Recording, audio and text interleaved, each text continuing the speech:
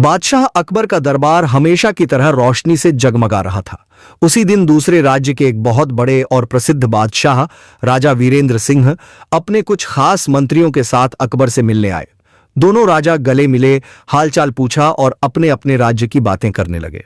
अकबर बोले, महाराज, आपके राज्य का राजपथ कैसा चल रहा है? सुना है वहां का व्यापार खूब फल फूल रहा है।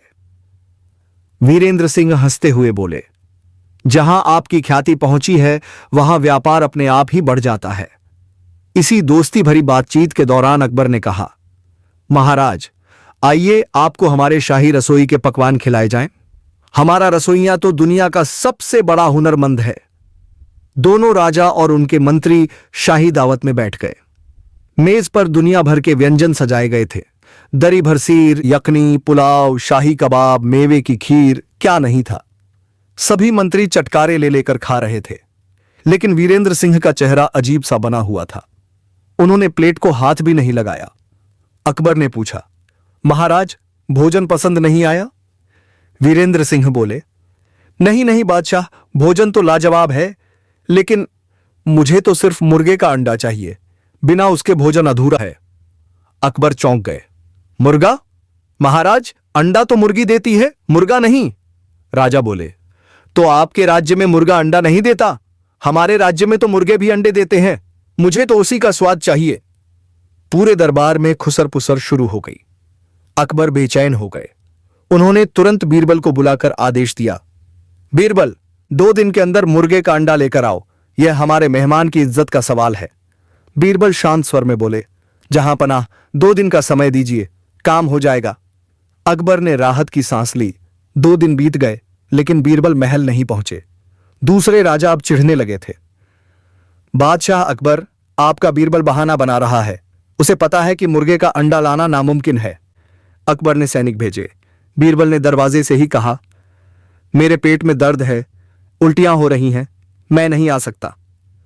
2 दिन तक यही जवाब मिलता रहा। अब वीरेंद्र सिंह बोले, समझ गया। बीरबल ने हार मान ली। अकबर को विश्वास था कि बीरबल कोई ना कोई चमत्कार करेगा, इसलिए उन्होंने खुद फैसला लिया, चलो हम सब बीरबल के घर चलते हैं। पूरा जुलूस बीरबल के घर पहुंचा। दोनों राजा, मंत्री, दरबारी, सैनिक मानो शादी का बारात हो। अंदर गए तो देखा, बीरबल बिस्तर पर चादर ओढ़कर कराह रहे थे। उनके पास ही एक छोटा सा नवजात बच्चा लेटा था। सबकी आंखें फटी की फटी रह गईं। वीरेंद्र सिंह चिल्लाए, बीरबल को बच्चा हुआ? यह कैसे हो सकता है? तभी बीरबल की सेविका बोली, हुजूर, सचमुच में बीरबल साहब को बच्चा हुआ है। 2 दिन से बहुत तकलीफ में थे। अकबर ने भी अवाक होकर पूछा, बीरबल, यह कैसा मजाक है? बीरबल ने कराहते हुए कहा, जहां पनाह, जैसा मुर्गा अंडा दे सकता है वैसा ही बीरबल भी बच्चा दे सकता है। इसी वक्त टोकरी से कुकड़ू कू की आवाज आई। टोकरी हटाई गई। अंदर एक मुर्गा बैठा था और उसके नीचे 2 अंडे रखे थे। राजा वीरेंद्र सिंह की आंखें बाहर निकल आईं। यह कैसे? हमारे राज्य में तो मुर्गा अंडा नहीं देता। बीरबल हंसकर उठ खड़े हुए। महाराज, जब आपने कहा कि आपके राज्य में मुर्गे अंडे देते हैं तो मैंने सोचा, क्यों ना आपके राज्य जैसा माहौल आपके सामने ही बना दिया जाए। उन्होंने बच्चा उठाकर कहा, यह बच्चा मेरी सेविका पड़ोसन के घर पैदा हुआ था, वही 1 दिन के लिए उधार आया था। फिर मुर्गे की ओर इशारा करके बोले, और ये अंडे मुर्गी के हैं, लेकिन मुर्गे के नीचे रख दिए ताकि आप समझ सकें। जब बीरबल बच्चा नहीं दे सकता तो मुर्गा अंडा कैसे दे सकता है? पूरा महल हंसी से गूंज उठा। राजा वीरेंद्र सिंह भी पेट पकड़कर हंसने लगे। बीरबल, तुम तो सचमुच अनोखे हो।